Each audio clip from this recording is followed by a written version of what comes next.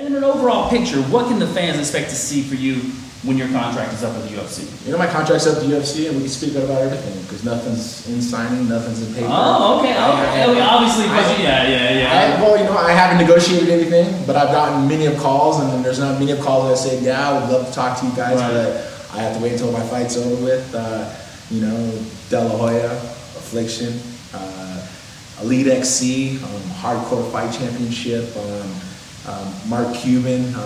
There's a lot of companies out there that want me. And they see me and respect me. See, respect's the key word to people. You gotta understand this. It ain't about money, it's about respect. Respect me for the fighter who I am.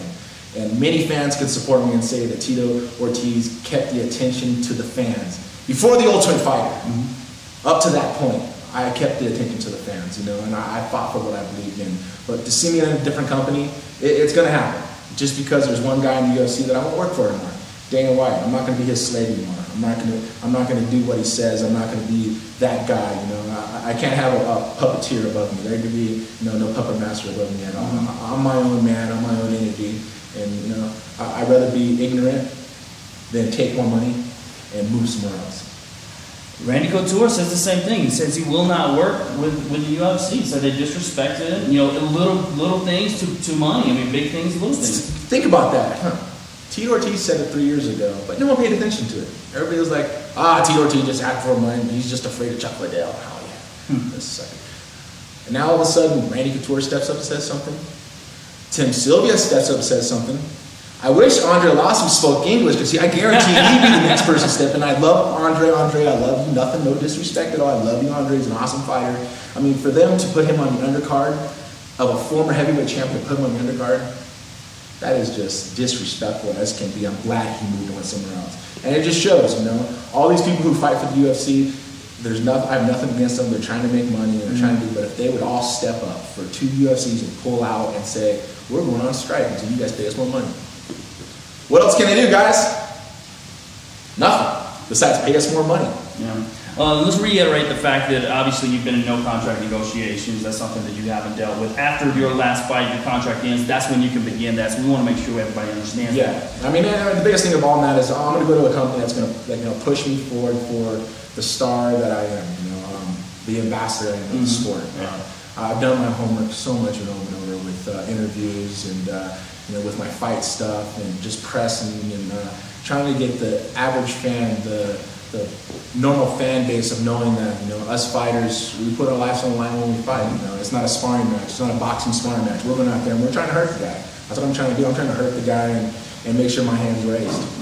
About a year and a half, maybe almost pushing 2 years, maybe 2 years ago, about a year and a half maybe, I asked you, I was on the phone with you, I was doing an interview for the Ultimate Podcast, and I asked you, I said, you know, what interests me about your, you know, I knew that you had a little, you know, business-wise an admiration for Oscar De La Hoya. I knew that when I asked you about that, you said, you know, business-wise, this guy was an innovator for athletes in the fight sport game.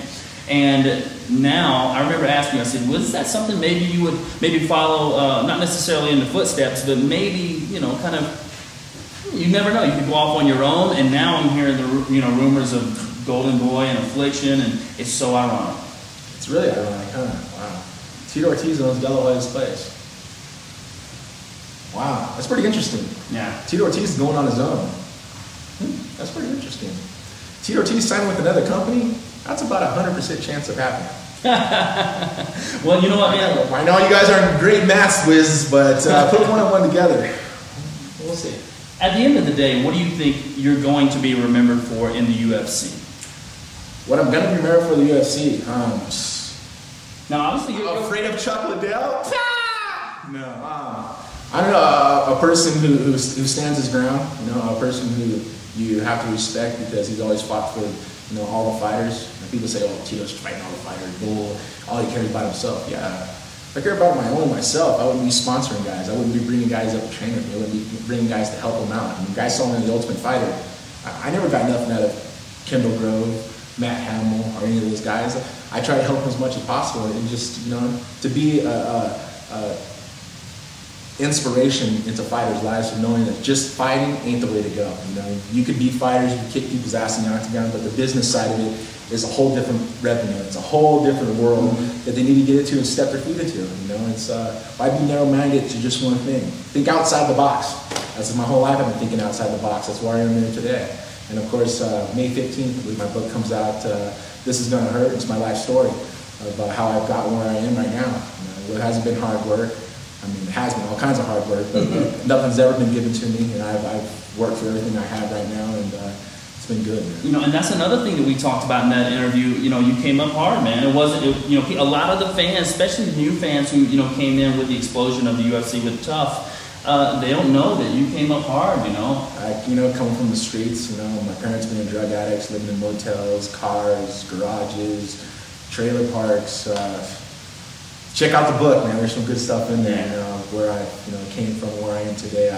I've worked so hard to get where I am right now. You know, I wish every one of you guys would understand this. That, you know, I'm not just crying about money. I'm crying about respect that the fighters should get in an octagon because we're putting our lives on the lines. That's all it's about, man. These guys are making millions upon millions upon millions upon millions, and they're giving the fighters thousands. We're the ones who's making this world happen. How come we're not cut into the big piece of the pie? And that's what it's all about, man. Respect us for what respect is needed. Yeah, one of the foundations of MMA, I mean, bottom line, dude, Tito Ortiz. Tito, thank you so much for coming on Throwdown TV. Right. And, you know, I mean, you guys all, you know, Punishment.com. Yep, of course, Punishment.com. May 30th was the date of my beginning of UFC in 1997. May 24th, exactly 11 years, almost to date, my career will end in the UFC and continue somewhere else. Thanks to Throwdown for the Octagon. We're kicking people's asses in this octagon. Thanks to you guys on Throwdown.tv. Next time, May 24th, let the punishment begin. Tito Ortiz, Lyoto Machida is on.